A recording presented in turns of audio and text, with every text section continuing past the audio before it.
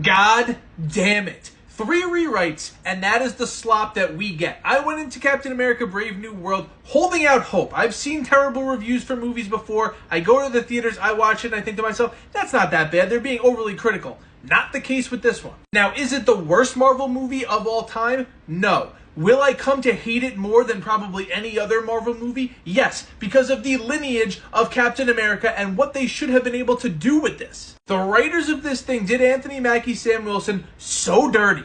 But they made sure not to just single out Sam, because Giancarlo Esposito's Sidewinder, I hope he shows up in something else, because that is a complete waste of acting talent.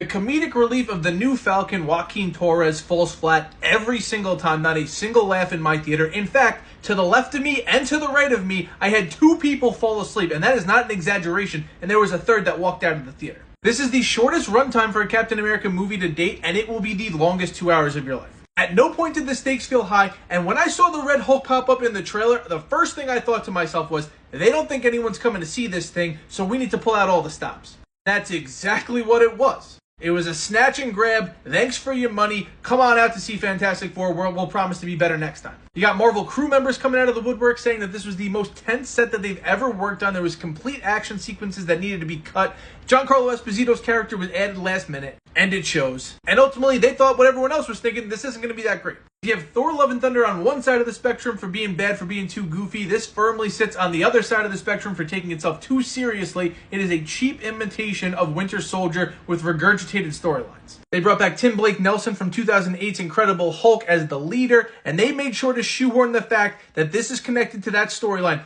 over and over again to nauseum. Did you happen to know that Thunderbolt Ross's daughter's name was Betty? Because if you didn't, they're going to bash you over the head with it until ultimately, obviously, they're going to reintroduce her. This girl, Ruth, that it was causing all the controversy, non-factor. I could go on and on and on. I will touch on a couple positives, if you want to call it that. Red Hulk looked great. Harrison Ford, to his credit, played it as well as he could. I heard that they watered it down because they thought it was getting too political. Isaiah Bradley commanded the screen anytime he was on it. It was a compelling storyline that they just shelved immediately. Anthony Mackie should have ran with this thing. He can play every note you're looking for. He's got the comedic chops. He's got the physicality. And they just gave him a nothing script. Celestial Island, Adamantium, thanks for introducing it. This entire movie played as just a plot device for future movies. And even as I'm saying all this, it's not the worst Marvel movie that they've ever made.